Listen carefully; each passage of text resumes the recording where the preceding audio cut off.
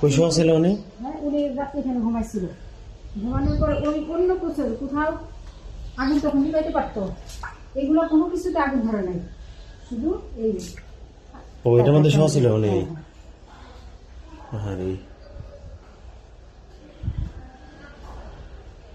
আপনি কি হন না? আমি আমার ওয়াইফ। আপনার নতুন আসছেন এখানে না? আপনারা দেখছেন না কখনো?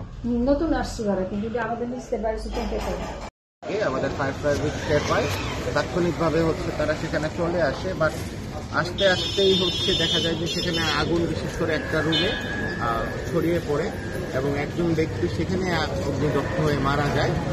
সেখানে আরও যারা ছিলেন পরিবারবর্গ তাদেরকে ফায়ার সার্ভিস উদ্ধার করতে সক্ষম হয়। আমরা পুলিশ এবং প্রশাসন সাথে সাথে এখানে আসি, তবে আস্তে আস্তে এই ঘটনাটি ঘটে যায় এবং যে ব্যক্তি ঘরে ছিল তিনি তাৎক্ষণিক মারা যায়।